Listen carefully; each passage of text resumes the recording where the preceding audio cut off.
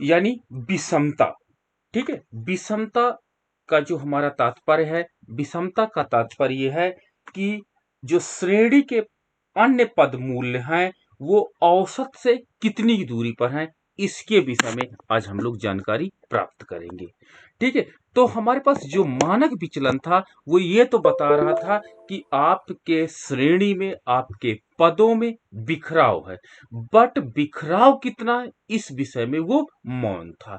तो आज हम आज ये देखेंगे कि जो हमारे पास औसत मूल्य है, इस औसत मूल्य से बिखराव कितना है और किस दिशा में है। ठीक है, दिशा हम लोग पता करेंगे और उसके आधार पर अध्ययन करेंगे और साथ ही साथ दूरी भी पता करेंगे कि कितनी दूरी पर है, इसका हम लोग ज्ञान करेंगे। तो यही इस टॉपिक के अंतर्गत आ जाता है, जिसे हम लोग स्क्यूनेस कहते हैं। मान लीजिए मेरे पास आपके पास एक्स की वैल्यू दी गई है, 2x की वैल्यू दी गई है। अब देखिए, ये आपके x की वैल्यू x1 दी गई है, दूसरी वैल्यू x2 दी गई है।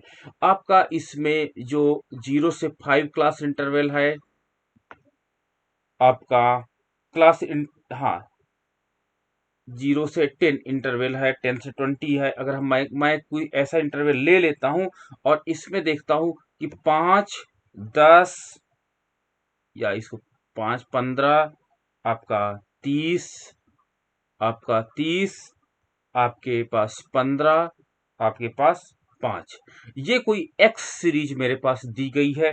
और दूसरी मेरे पास सीरीज दी गई है 5, 20, आपके पास 15, आपके पास 45, आपके पास 10, आपके पास 5।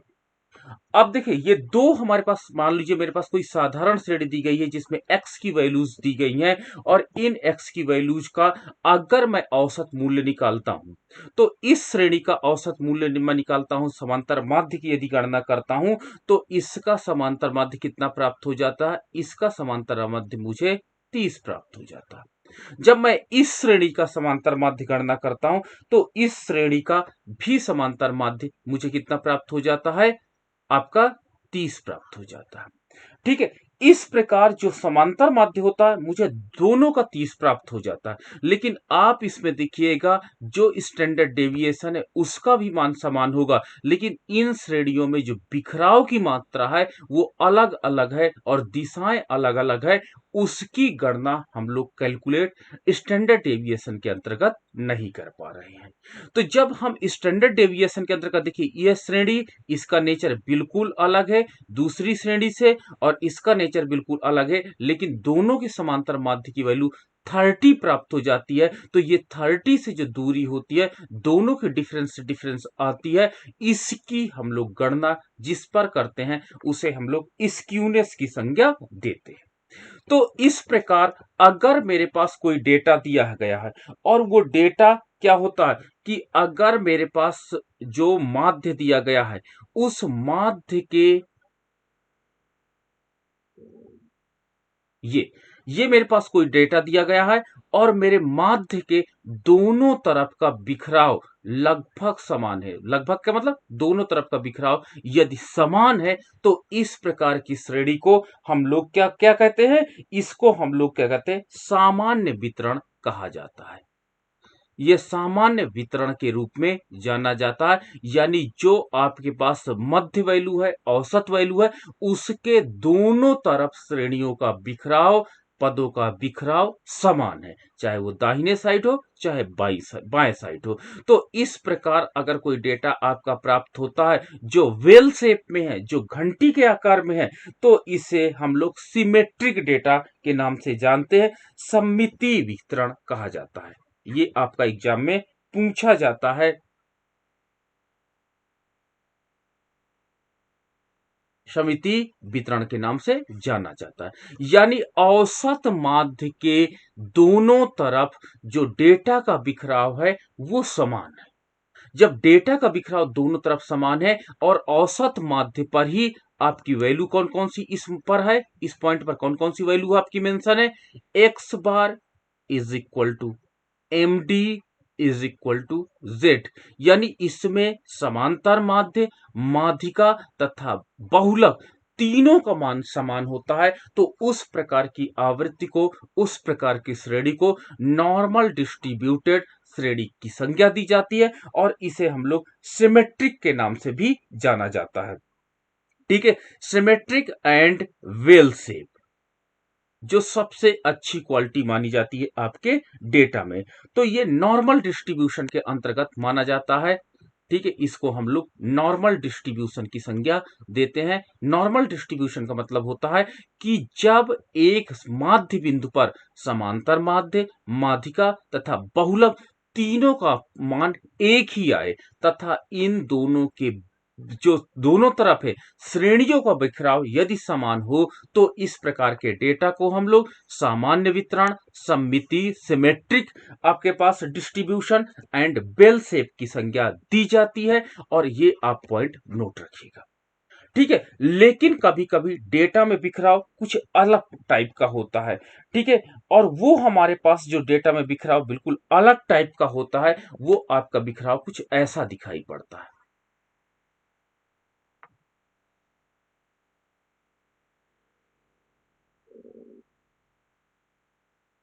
कुछ ऐसा भी आपको डेटा दिखाई पड़ता है। तो देखिए इसमें जो माध्य वैल्यू है, ठीक है, माध्य वैल्यू जो आपके पास है, जो मिड वैल्यू है, जो औसत वैल्यू है, इस औसत वैल्यू से एक तरफ डेटा का बिखराव ज्यादा होता है और दूसरी तरफ डेटा का बिखराव कम होता है। एक तरफ डेटा का बिखराव ज्यादा है माध्य वैल्यू से, बीच की वैल्यू से, तथा दूसरे तरफ जो वैल्यू होती है वो कम होती है।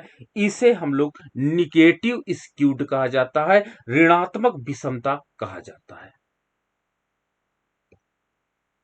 ऋणात्मक विषमता की संज्ञा इसे हम लोग देंगे। निगेटिव स्क्यूड है, ऋणात्मक रूप से क्या होता है, बिखराव इसमें होता है और इसमें जो सबसे बड़ी वैल्यू होती है वो सबसे बड़ी वैल्यू इसमें आपकी मोड की होती है। ठीक है, यानी बहुलक का मान सबसे ज्यादा होता है, दूसरे नंबर पर माध्यिका का मान होता है और तीसरे नंबर पर समांतर माध्य का मान होता है। ये पॉइंट आपका एग्जाम में आ जाता है कि if data is negative skewed then what is the combination is the correct combination. तो उसमें ये ऑप्शन आपको चुनना पड़ेगा कि mode is greater than median and median is greater than mean, यानी सबसे कम वैल्यू जो आपकी होती है वो मीन की होती है और सबसे अधिक वैल्यू जो आपकी होती है वो मोड की होती है। तो यानी इसका कुछ ऐसा बिखराव आपको दिखाई पड़ेगा। ठीक है, इसमें जो पहली ये लाइन है, इस ये पहली लाइन इसको मैं ब्लैक कर देता हूं एक बार। ये जो ब्लैक लाइन है ये रिप्रेजेंट करेगी आपके मोड को, ये मोड को रिप्रेजेंट करेगी। जो आपके पास दूसरी लाइन है, दूसरी लाइन ये जो आपके पास है ये रिप्रेजेंट करेगी, ये आपकी लाइन ये एम डी माध्यिका को रिप्रेजेंट करेगी और तीसरी जो आपके पास लाइन है वो रिप्रेजेंट करेगी समांतर माध्य को। ये एग्जाम में कई बार प्रश्न पूछा गया है कि यदि आपका डेटा निगेटिव स्क्यूड है तो निम्न में से कौन सा कॉम्बिनेशन पाया जाएगा।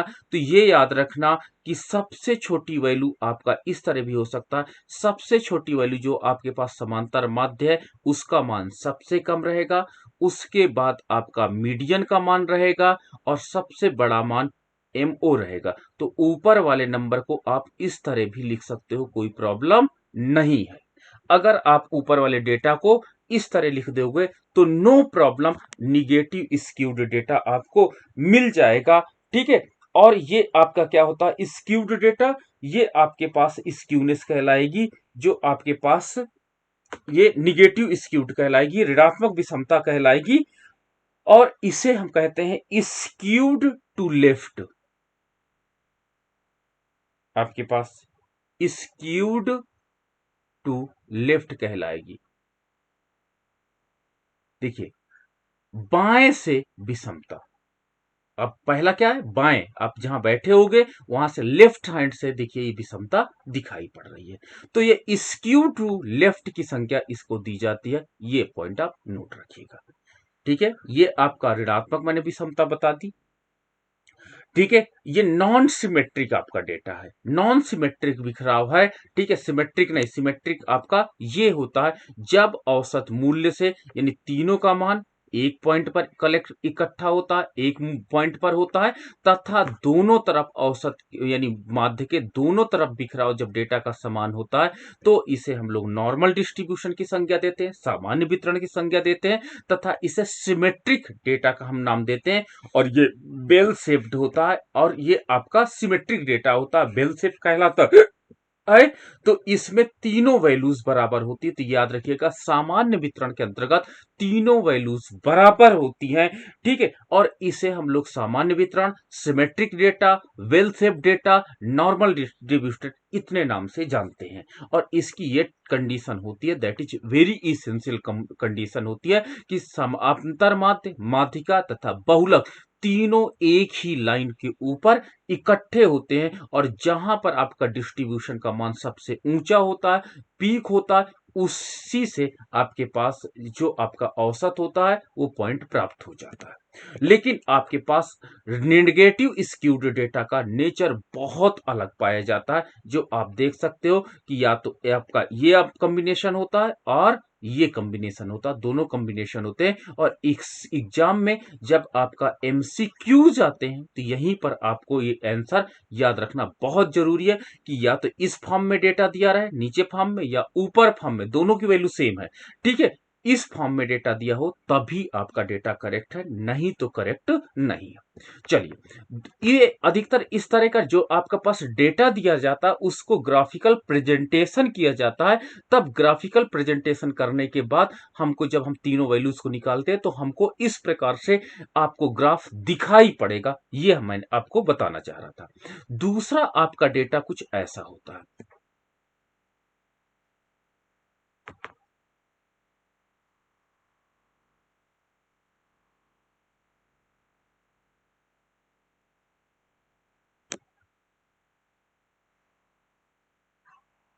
ये आपका डेटा है। इसमें आप देखिए कि आपके पास दाहिने साइड क्या होता है, सारे डेटा जो होते हैं वो दाहिने साइड नंबर ऑफ जो डेटा जो औसत से मूल्य है उनका मान ज्यादा होता है। ये देखिए, दाहिने साइड डेटा का मान ज्यादा होता, बिखराव अधिक होता है, तथा लेफ्ट साइड बिखराव आपका कम होता है। तो इस प्रकार इसमें जो स्क्यूनेस होती है वो राइट साइड, ये आपका राइट साइड है, राइट साइड ज्यादा होती है, तथा यहां पर लेफ्ट साइड इसका बिखराव कम होता है। ये पॉइंट आप नोट रखिएगा। ठीक है, तो इस प्रकार के डेटा में देखिए राइट साइड बिखराव ज्यादा होता है, और आपके पास सबसे बड़ी वैल्यू जो आपके पास एम, आपके पास सबसे बड़ी वैल्यू इसमें जो होती है वो समांतर माध्य की हो जाती है। समांतर माध्य की वैल्यू सबसे बड़ी होती है, उसके सेकेंड नंबर पर माध्यिका की वैल्यू होती है, और सबसे छोटी वैल्यू आपके पास बहुलक की पाई जाती है। ये कंडीशन आपके पास पॉजिटिव स्क्यूड डेटा में पाया जाता है, पॉजिटिवली स्क्यूड होता है। इसे धनात्मक विषमता के नाम से जाना जाता है, धनात्मक विषमता के नाम से इसको हम लोग जान सकते हैं। तो ये धनात्मक विषमता डेटा कहलाता है, और धनात्मक विषमता डेटा में जो आपके पास माध्य जो माध्य वैल्यू होती है, बीच की जो वैल्यू होती है, वो वैल्यू क्या होती है, वो उससे दाहिनी ओर डेटा का बिखराव ज्यादा पाया जाता है और अन्य ओर डेटा का बिखराव कम पाया जाता है। तो ये आपके पास कुछ ऐसा इसका मान मिलता है। ठीक है, पहला जो आपका होगा वो समांतर माध्य की वैल्यू होगी, दूसरा जो है दूसरी लाइन है वो आपके पास मीडियन को रिप्रेजेंट करेगी, और तीसरा जो आपका डेटा है वो आपके पास जेड को बताएगा, बहुलक को बताएगा। लेकिन ये जो आपके पास धनात्मक विषमता पॉजिटिव स्क्यूड डेटा है, ठीक है, या इसको हम इस तरह भी लिख सकते हैं, जेड जीरो का मान सबसे कम है, एमडी का मान सेकेंड पर है, और सबसे बड़ी वैल्यू एक्स बार की है। तो ये डेटा हमारा इस प्रकार का ये डेटा हो सकता है, और ये डेटा हमारे पास आपका कहलाएगा पॉजिटिवली स्क्यूड नॉन सिमेट्रिक। तो नॉन सिमेट्रिक डेटा ये भी है, नॉन सिमेट्रिक डेटा ये भी है। असममित वितरण, असममित का मतलब होता है जो वेल शेप डेटा ना हो। तो वेल सेप बिखराव जिसका नहीं होता उससे असममित डेटा कहा जाता है।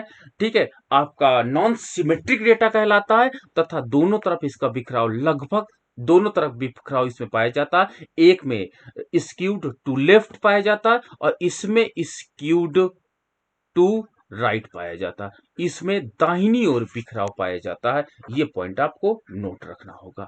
ठीक है, और इसकी शर्त ये है कि ये कंडीशन पाई जाएगी समांतर माध्य का मान सबसे ज्यादा, उसके बाद माध्यिका, और सबसे कम वैल्यू जो पाई जाती है वो पाई जाती है आपकी बहुलक की वैल्यू पाई जाती है। और एग्जाम में एमसीक्यूज यहां पर भी परेशान करता है। तो ये आपकी पहली कंडीशन याद देखो। सबसे पहले आपको याद रखना कि symmetric data, well shape data जो आपका होता है, जो वितरण होता है, जब दोनों का सामान्य वितरण दोनों तरफ औसत के मूल्य के दोनों तरफ बराबर होता है तो उसे हम लोग नॉर्मल डिस्ट्रीब्यूशन डेटा के नाम कहते हैं, और वो डेटा आपका सममितीय वितरण के नाम से जाना जाता है। ठीक है, और सममितीय वितरण का मतलब ये होता है कि जब आपके पास डेटा जो होता है वेल शेप होता है, बिखराव दोनों तरफ बराबर होता है, और इसमें X bar is equal to M D is equal to Z zero, तीनों का मान बराबर पाया जाता, तो ये आपका सममित वितरण कहलाएगा। ठीक है, यानी दोनों तरफ औसत मूल्य से डेटा का बिखराव बराबर है। लेकिन जब आपके पास जो माध्य वैल्यू है, माध्य वैल्यू से लेफ्ट साइड बिखराव ज्यादा होता है और राइट साइड बिखराव कम होता है, और कंडीशन कुछ ऐसी पाई जाती है कि सबसे बड़ी वैल्यू मोड रखता है, सेकंड नंबर पर माध्यिका रखती है, थर्ड नंबर पर समांतर माध्य रखता है, तो इसे हम लोग ऋणात्मक विषमता, निगेटिव स्क्यूड कहा जाता है। इसे स्क्यूड टू लेफ्ट की संज्ञा दी जाती है, और धनात्मक विषमता के अंतर्गत जो डेटा होता है स्क्यूड टू राइट कहलाता है। इसमें जो माध्य वैल्यू होती है उससे लेफ्ट साइड डेटा का बिखराव ज्यादा पाया जाता है। ये तीनों कंडीशन आप याद रखिएगा। एक पूर्व की कंडीशन जो नॉर्मल शेप में आपको प्राप्त हुई है, और दूसरा कहते हैं नॉन सिमेट्रिक डेटा है। दोनों नॉन सिमेट्रिक डेटा है क्योंकि दोनों का बिखराव अलग अलग स्टाइल में है, अलग अलग तरीकों से। एक दिशा में ज्यादा बिखराव है और दूसरे दिशा में बिखराव कम है। तो इस प्रकार का non symmetric non well data कहलाएगा। वेल का मतलब जो घंटी के आकार का डेटा नहीं है, और ये आपका विषमता हो जाती है। तो तीन प्रकार की मैंने आपको विषमता बताई और तीन प्रकार की विषमता आपने देखा। अब हमारे पास क्या होता है, जो विषमता होती है, जैसे इसका डेटा मैं मान के चलता हूं कि मान लो मैं एग्जांपल देख लेता हूं। एग्जांपल में आपके पास फ्रीक्वेंसीज दी गई हैं, और उन फ्रीक्वेंसीज के आधार पर आप इसको अनुमान लगाइए कि कैसे कैलकुलेट किया गया है। ठीक है, आपके पास साइज दिया गया है। चलिए, साइज दिया गया है। ठीक है, और साइज देने के साथ ही साथ आपका डेटा का नेचर दिया गया है। ये आपके पास 5 नंबर का फ्रीक्वेंसी F1 एक डेटा है। मैं तीनों प्रकार का डेटा एक साथ आपको समझा देता हूं। F2 एंड F3 तीनों आपको दिया गया है। रुको मैं ऊपर लिख देता हूं। F1, F2 एंड F3 तीन फ्रीक्वेंसीज दी गई हैं। मैं तीनों तरह का डेटा आपको समझाने का प्रयास करता हूं, तीनों प्रकार का वितरण समझाने का, स्क्यूनेस समझाने का प्रयास करता हूं। 5 नंबर के जूते, पहला डेटा बता रहा है कि मेरे पास एक है, दूसरा दुकानदार बता रहा है कि मेरे पास भी एक है, और तीसरा दुकानदार भी बता रहा है कि मेरे पास एक है। हमने पूछा 10 नंबर के शूज आपके पास कितने हैं। पहला दुकानदार कह रहा है कि आई हैव 3 पेयर, दूसरा कह रहा है कि आई हैव 9 पेयर, तीसरा शॉपकीपर आपका बोल रहा है कि आई हैव 2 पेयर। ठीक है, आपके पास 15 नंबर के शूज कितने हैं। ठीक है, पहला दुकानदार बोल रहा है कि 5 पेयर, दूसरा दुकानदार बोल रहा है कि 5 पेयर, और तीसरा दुकानदार जो आपका बोल रहा है दैट इज 3 पेयर। ठीक है, तीसरा आपका है 20 नंबर के शूज आपके पास कितने हैं। फर्स्ट शॉपकीपर कह रहा है कि मेरे पास 7 सेट्स हैं, दूसरा दुकानदार कह रहा है कि मेरे पास 4 सेट्स हैं, और तीसरा दुकानदार कह रहा है कि मेरे पास 4 सेट्स हैं। अगर मैं अब 25 नंबर का बात करता हूं तो 25 नंबर में ये 5 है, ये आपके पास 3 है, और ये आपके पास 5 है। उसी प्रकार 30 नंबर के शूज की मैं बात करता हूं तो पहला शॉपकीपर कहता है आई हैव 3, दूसरा कहता है कि आई हैव 2, और तू कहता है कि आई हैव 9। ठीक उसी प्रकार 35 नंबर का शूज कितना है, दैट इज पहला कहता है 1, दूसरा कहता है 1, तीसरा कहता है 1। तीन शॉपकीपर हैं, तीनों के पास सूच की मात्रा मैंने फ्रीक्वेंसी से रिप्रेजेंट कर दी। चलिए, फ्रीक्वेंसी से जब मैंने रिप्रेजेंट कर दी है, चलो इसको जब आप घर पर बैठ करके पहला डेटा को लेकर के, ये आपका x का मान दिया है, x का मान f1 के मान के साथ जब आप कंपेयर करोगे तीनों चीज निकालोगे, ठीक है, x का f1 के साथ एक टेबल बन जाएगी, समांतर माध्य, माध्यिका, बहुलक, तीनों जब आप इसका कैलकुलेट करोगे तो इसका जब कैलकुलेट किया गया आपका f1 कॉम्बिनेशन के साथ, तो मुझे डेटा का आंसर ये प्राप्त होता है। ये आपका इसमें इस डेटा में समांतर माध्य की वैल्यू मुझे प्राप्त हुई। मैं डायरेक्ट लिख देता हूं कि मुझे 20 प्राप्त हुई। माध्यिका की वैल्यू जब मैंने इसको कैलकुलेट किया तो 20 प्राप्त हुई, और बहुलक का मान जब मैंने निकाला तो 20 प्राप्त हुई। जब मैंने इन तीनों का मान निकाला तो 20 20 20 प्राप्त हुई। ठीक है, जब मैंने दूसरी फ्रीक्वेंसी को इस x की वैल्यू के साथ कंपेयर करके समांतर माध्य का मान कैलकुलेट किया, समांतर माध्य का मान कैलकुलेट किया, x बार का मान मैंने कैलकुलेट किया, तो x बार का मान कैलकुलेट करने पे मुझे कितना मिल गया, मुझे 16.8 मिला। जब मैंने माध्यिका कैलकुलेट किया तो माध्यिका कैलकुलेट करने पे मुझे वैल्यूज मिली 15, और जब मैंने मोड कैलकुलेट किया तो मोड कैलकुलेट करने पे आंसर मिला जो मुझे, वो मिला मुझे 10 आंसर। ठीक है, तो ये दूसरा डेटा है जो F2 फ्रीक्वेंसी के नाम से, जो दूसरा आपका दुकानदार है उसका डेटा है, और उसके डेटा का जब मैंने तीनों वैल्यूज निकाली तो तीनों वैल्यूज का ये मान प्राप्त हुआ।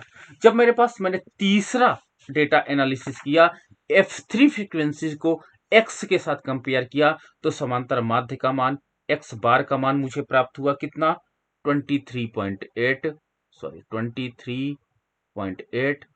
आपके पास माध्यिका का मान मुझे प्राप्त हुआ, एमडी का मान प्राप्त हुआ मुझे 25, और मुझे प्राप्त हुआ क्या, जेड का मान प्राप्त हुआ मुझे 30। इस प्रकार मुझे तीनों डेटा प्राप्त हो गए और तीनों को मैंने कंपेयर किया। चलिए अब देखिए, पहला जो आपका डेटा हुआ फ्रीक्वेंसी एम से, जो पहला ए शॉपकीपर है जो उसको मैं F1 से डिनोट कर रहा हूं, इसमें देखिए कि समांतर माध्य का मान, माध्यिका का मान और बहुलक का मान, तीनों मान आपस में बराबर है। जब तीनों मान आपस में बराबर है तो इस डेटा को, F1 डेटा को मैं क्या कहूंगा, इसकी आपका नॉर्मल डिस्ट्रीब्यूटेड डेटा कहूंगा, एनडी कहलाएगा, यानी वेल शेप कहलाएगा। ठीक है, यानी वेल शेप ये ऐसा बना है। इसमें बिखराव क्या होता, औसत माध्य से दूरी दोनों तरफ बराबर होगी, क्योंकि इसमें समांतर माध्य, माध्यिका तथा बहुलक तीनों का मान समान है। ठीक है, तीनों का मान 20 इक्वल टू 20 इक्वल टू 20 है। तो पहला डेटा जो दुकानदार ए का मैंने एनालिसिस किया वो वेल शेप डेटा कहलाएगा, दैट इज कहलाएगा सिमेट्रिक डेटा कहलाएगा। सिमेट्रिक डेटा का मतलब SYMMER सिमेट्री डेटा कहलाएगा, और सिमेट्री डेटा एंड आपके पास नो स्क्यूनेस कहलाएगा। नो स्क्यूनेस, कोई इसमें विषमता नहीं है, कोई स्क्यूनेस इसमें नहीं है, नो स्क्यूनेस दिखाई पड़ेगी, ये पॉइंट याद रखिएगा। यानी बिखराव देखिए, धनात्मक बिखराव और ऋणात्मक बिखराव, दोनों बिखराव बराबर है, तो ऋणात्मक और धनात्मक का मान शून्य हो जाता है आपस में, तो कोई बिखराव का मान नहीं है, तो नो स्क्यूड डेटा आपका कहलाएगा। ठीक है, तो इस प्रकार ये नॉर्मल डिस्ट्रीब्यूटेड डेटा कहलाएगा। क्या कहलाएगा, नॉर्मल डिस्ट्रीब्यूटेड डेटा, अर्थात प्रसामान्य वितरण है, जो मैंने आपको ऑलरेडी बताया। तो इतनी विशेषताएं आपको मिल गई। बी दुकानदार का जब मैं डेटा एनालिसिस करता हूं, बी दुकानदार का डेटा एनालिसिस करता हूं, तो इसमें देखिए कि सबसे बड़ी वैल्यू है आपके पास 16.8, 16.8। सेकेंड वैल्यूज आपकी है आपके पास माध्यिका की 15, और थर्ड वैल्यू है आपके पास बहुलक की। यानी समांतर माध्य का मान सबसे बड़ा है, माध्यिका का मान सबसे कम, उससे कम है, और बहुलक का मान सबसे कम है। तो देखिए आपका x की वैल्यू सबसे बड़ी है, फिर माध्यिका की वैल्यू, तो आप यहां पर देख सकते हैं कि x की वैल्यू कहां पर सबसे बड़ी थी, x की वैल्यू यहां पर बड़ी थी। तो यानी धनात्मक विषमता वाला ये आपके पास डेटा है, ये आपका है धनात्मक विषमता रखता है, धनात्मक विषमता रखने वाला डेटा है। ठीक है, धनात्मक आपका पॉजिटिव इसमें स्क्यूनेस पाई जाती है। ठीक है, और पॉजिटिव स्क्यूनेस का मतलब होता है स्क्यूड टू द राइट कहलाएगा ये, ठीक है। असिमेट्रिक है, नॉन सिमेट्रिक है, इसको सिमेट्रिक डेटा ना करके नॉन सिमेट्रिक डेटा कहेंगे। और तीसरा दुकानदार का जब डेटा एनालिसिस किया गया तो तीसरा दुकानदार में सबसे बड़ी वैल्यूज क्या है, जेड का मान है, यानी जेड की वैल्यू आपके पास 30 है, ठीक है, 30 का मान सबसे बड़ा है। फिर उसके बाद आता है आपके पास 25 और फिर उसके बाद आता है माध्य दैट इज 23.8। तो इस प्रकार आपका जेड का मान सबसे ज्यादा, फिर मीडियन का मान सबसे ज्यादा, फिर आपके पास समांतर माध्य का मान, इस प्रकार आपका डेटा का बिखराव प्राप्त हो जाता है। इसे हम लोग ऋणात्मक विषमता की संज्ञा देते हैं, ऋणात्मक विषमता कहलाती है। और ये क्या होता है, स्क्यूड टू लेफ्ट की संज्ञा दी जाएगी। ये पॉइंट आपको नोट रखना पड़ेगा। तो देखिए, एक आपके 3 दुकानदारों को मैंने डेटा आपके साथ एनालिसिस किया, तीनों दुकानदारों का जो डेटा होगा मिला मुझे, वो अलग अलग मुझे स्टाइल में प्राप्त होता है, तो इनको स्क्यूनेस मैं निकाल सकता हूं। बाद में जो हमारे पास स्क्यूनेस के लिए कार्ल पियर्सन आते हैं, कार्ल पियर्सन ने उन्होंने इसको और सिस्टमेटिक अध्ययन किया, और कार्ल पियर्सन ने जब इसको और सिस्टमेटिक अध्ययन किया तो उन्होंने अपना फार्मूला दिया, और उसे हम लोग कार्ल पियर्सन स्क्यूनेस, आपका स्क्यूनेस या कोफिशिएंट ऑफ स्क्यूनेस के नाम से फार्मूला जानते हैं। और इन्होंने फार्मूले के आधार पर लेफ्ट, आपका अगर उनका आंसर आता है निगेटिव तो आप कहोगे आपका डेटा निगेटिव स्क्यूड है, अगर आपका आंसर आता है पॉजिटिव तो आप कहोगे पॉजिटिव स्क्यूड है, और अगर आपका जीरो आता है तो यानी नो स्क्यूड है। तो उन्होंने अपने आंसर के बेस पर उन्होंने बताया कि स्क्यूनेस कैसे हम कैलकुलेट करते हैं। तो हम लोग अब करते हैं अध्ययन कार्ल पियर्सन का विषमता गुणांक। कार्ल पियर्सन का आपका है विषमता गुणांक। कार्ल पियर्सन का विषमता गुणांक पर आज अध्ययन करेंगे, जिसको हम लोग जे के नाम से जानते हैं, ठीक है। तो जे इसका संकेताक्षर होता है, J equal to mean minus mean minus mode upon standard deviation.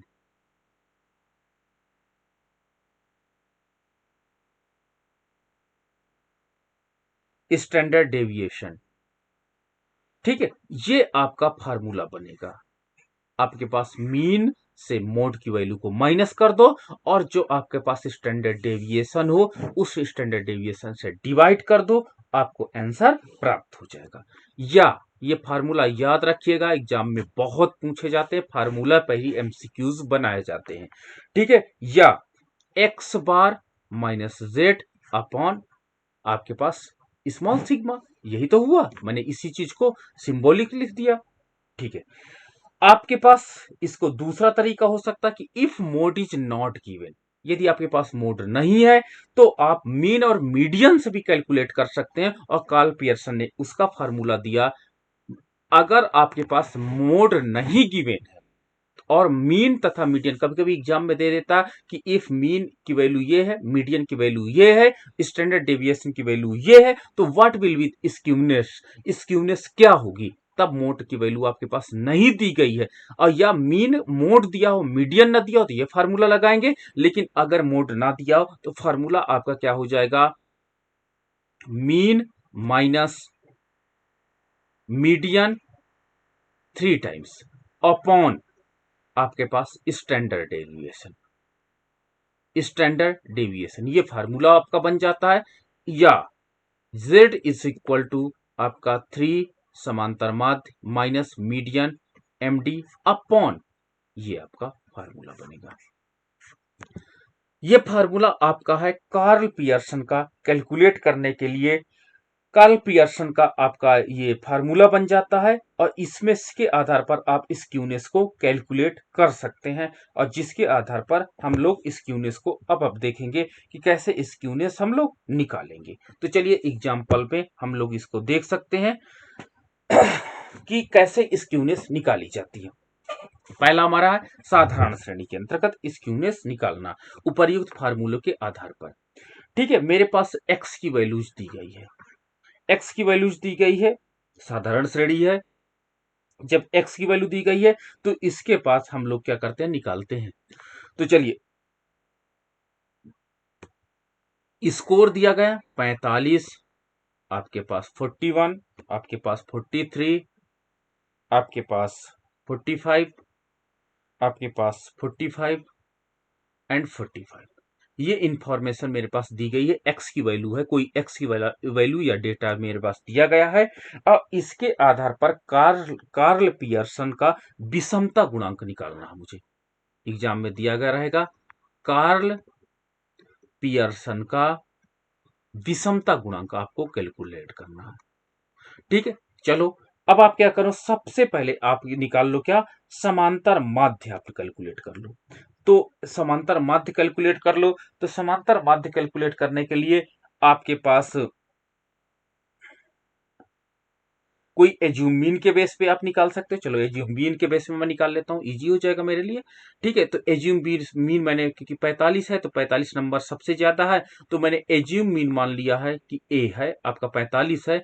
तो आपका dx का मान निकल आएगा, तो dx के बराबर क्या हो जाएगा, x माइनस एज्यूम मीन को माइनस कर दो। ठीक है, तो एज्यूम मीन तभी, एज्यूम मीन तब निकाला जाता है ना जब मेरे पास हाई जो फ्रीक्वेंसी होती है बार बार आती है, उसको आप मीन को एज्यूम मीन कर लो। ठीक है, एज्यूम मीन आप निकाल लो। तो एज्यूम मीन का मान निकालने के बाद परिणाम स्वरूप क्या होता है, हम इसकी गणना कर सकते हैं। तो एज्यूम मीन 45 सबसे माइनस कर दो, तो 45 आपके पास, अच्छा ये पहला x के डेटा 40 है, ये डेटा आपका 40 है। ठीक है, तो एज्यूम मीन सबसे माइनस कर दो। तो एज्यूम मीन मैंने यहां पर मान लिया 45, क्योंकि 45 कई बार डेटा आ रहा है। चलो, तो 40 माइनस एज्यूम मीन, तो -5, फिर -4, फिर आपके पास हो जाएगा कितना, -4 -2, फिर आपके पास हो जाएगा 0, आपके पास 0 एंड 0। याद रखना, एज्यूम मीन के मेथड से जब भी आप समांतर बंद, वैसे आप डायरेक्ट इसको निकाल सकते थे जोड़ोगे, लेकिन एज्यूम मीन तब इजी हो जाता है जब आपका कोई नंबर रिकर करता है, बार बार आता है, उसको आप एज्यूम मीन मान लो और बहुत इजीली आपको निकल के आ सकता है। फार्मूला क्या हो जाता है, समांतर माध्य बराबर, अब एज्यूम मीन जो माने हो, assume mean A plus sigma D X upon N हो जाएगा। ये एज्यूम मीन का फार्मूला होता। अगर आप एज्यूम मीन के आधार पर समांतर माध्य की गणना करना चाहते हो, तो जो एज्यूम मीन माने हो और जो आपका डेविएशन निकला है एज्यूम मीन से, उसको डिवाइड करके एज्यूम मीन का मान को जोड़ दो। चलो, सिग्मा डीएक्स कितना कैलकुलेट हुआ है, सिग्मा डीएक्स का मान मैंने यहां पर कैलकुलेट किया है, जो उसकी वैल्यूज को आप जोड़ दोगे, घटा दोगे। ठीक है, तो यहां पर आपके 5 4 9 और 9 आपके पास कितना हो जाएगा, आपका 11। तो -11 आपका एज्यूम मीन, आपका वो सॉरी आपका सिग्मा डी एक्स का मान निकल करके आ जाएगा मेरे पास। तो इसकी वैल्यूज को मैं रख दूंगा, और रखने के बाद आपका एज्यूम मीन का मान रख दूंगा। एज्यूम मीन का मान रखने के परिणाम स्वरूप मुझे ये डेटा पता चल जाए। लेकिन डेटा आपके पास और है, मैं देख रहा हूं कि डेटा आपके पास है, ये 45 मैंने यहां तक लिया, सॉरी, इसके बाद मैं इधर आगे डेटा ले लेता हूं, यहां से मैं डेटा बढ़ा लेता हूं। 45 के बाद आपके पास है एक 45 का मान आपके पास और है 45, यही x की वैल्यू ही है। 45 एक और वैल्यू है, फिर आपके पास 47 की वैल्यू है, फिर 48 की वैल्यूज है, आपके पास 49 की वैल्यूज है एंड 50 की वैल्यू है। यानी x सीरीज है जो नीचे नहीं आई है, मैंने इधर नोट कर लिया। ठीक है, तो अब आपके पास एज्यूमिन यहाँ पर जो सिग्मा डी एक्स का मान है, इतना ही नहीं रखेंगे अब यहाँ पर भी। तो यहाँ पर डी एक्स का मान कितना आ जाएगा, वही 0, आपका 47 से 45 माइनस हो जाएगा तो 2, आपका यहाँ पर 3, यहाँ पर आपका 4, यहाँ पर आपका 5।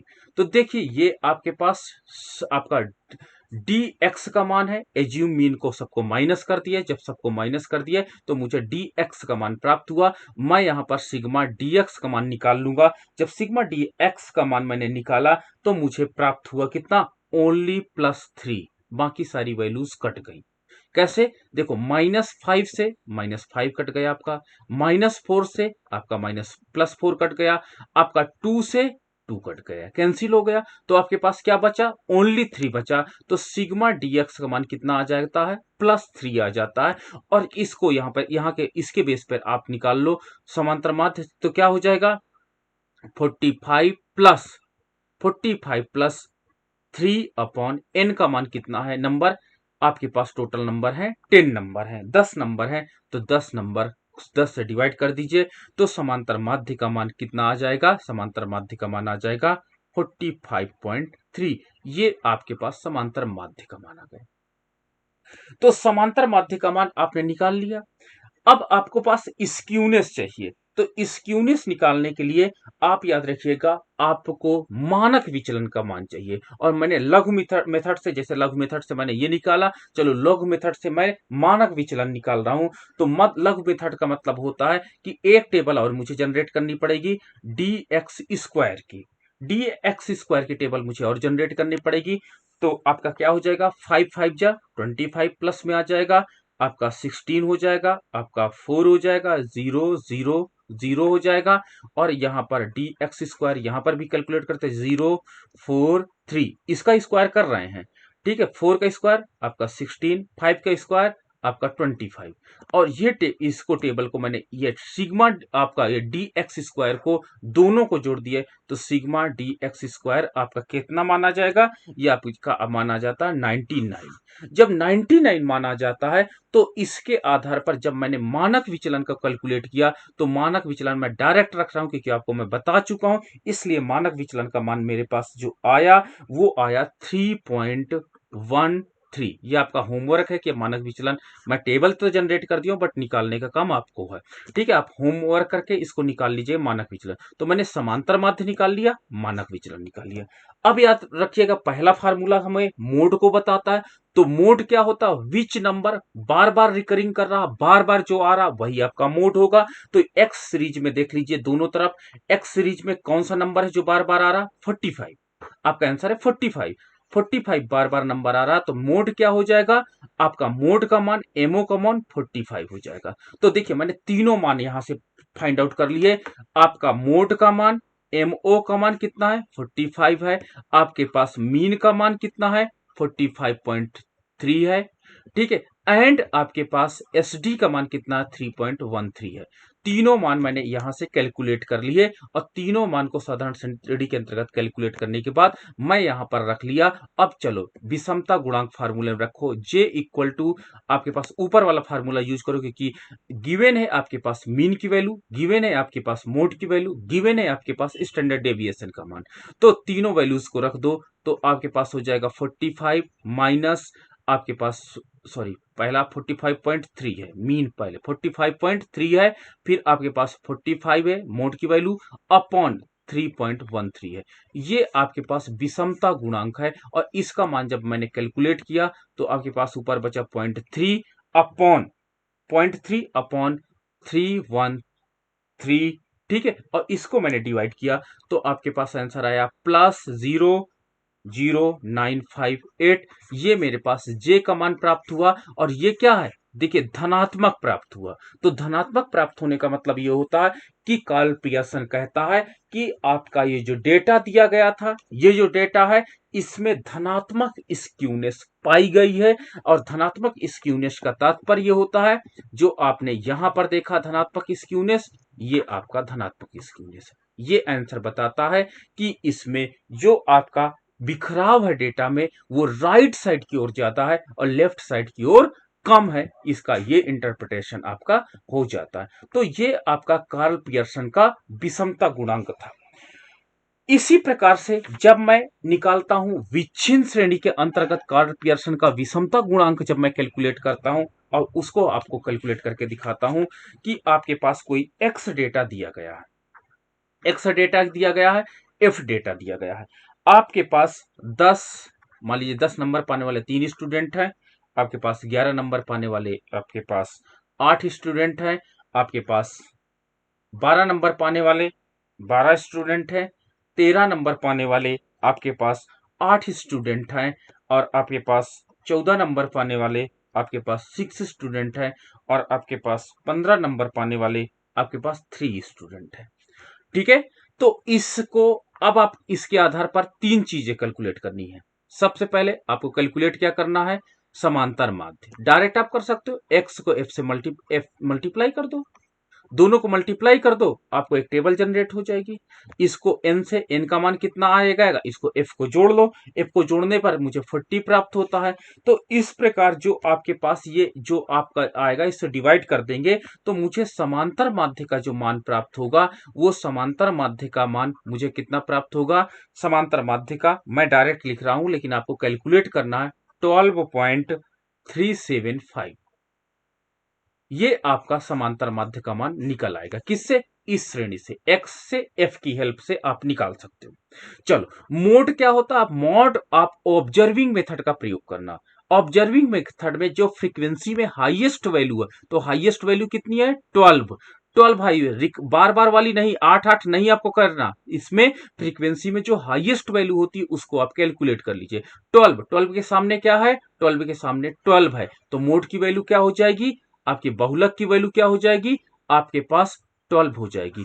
आप याद रखिएगा, जब इस तरह क्वेश्चन सॉल्व किए जाते हैं तो बहुलक आप ऑब्जर्विंग मेथड से निकालिएगा, जो फ्रीक्वेंसी सबसे हाईएस्ट हो। लेकिन अगर एक बार और होता तो मुझे 6 स्टेप में बहुलक की गणना करनी होती, लेकिन यहां पर मुझे एक ही फ्रीक्वेंसी हाईएस्ट दी गई है 12, उसके सामने जो x में 12 आया वही मेरा मोड हो जाता है।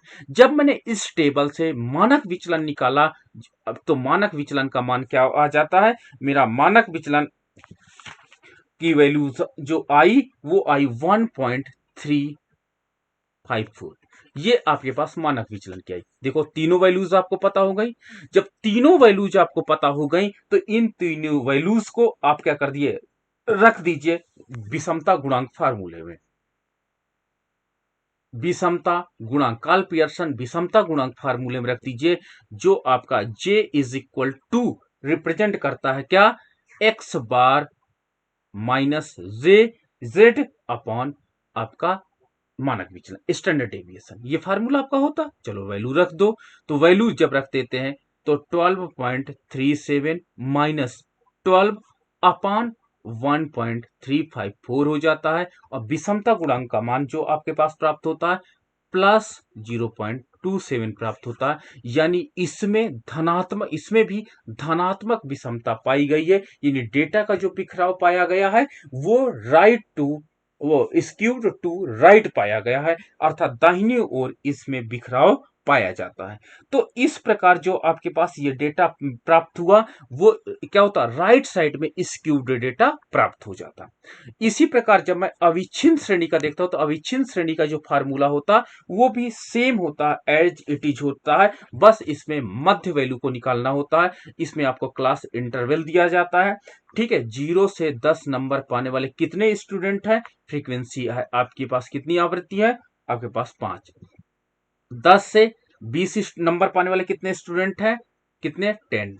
20 से 30 नंबर पाने वाले कितने स्टूडेंट हैं? 25। आपका 30 से आपका 40 नंबर पाने वाले कितने स्टूडेंट हैं? 40। आपका 40 से 45 नंबर पाने वाले कितने स्टूडेंट? 40 से 50 नंबर पाने वाले कितने स्टूडेंट हैं? आपके पास 26। आपके पास 50 से 60 नंबर पाने वाले कितने स्टूडेंट हैं? 11। आपके पास 60 से 70 नंबर पाने वाले कितने स्टूडेंट हैं? आपके पास 3। तो इस प्रकार से आपको इंफॉर्मेशन अविच्छिन्न श्रेणी, असतत श्रेणी या कॉन्टिन्यूअस सीरीज में पाया जाता है। इसमें सबसे पहले आपको समांतर माध्य निकालने के लिए मिड वैल्यू निकालना होगा, और मिड वैल्यू का मतलब होता है एक्स। मिनिमा और मैक्सिमा को आप जोड़ दीजिए। मिनिमा और मैक्सिमा को जोड़ने के बाद 2 से भाग दे देंगे तो आपको क्या क्या आ जाएगा?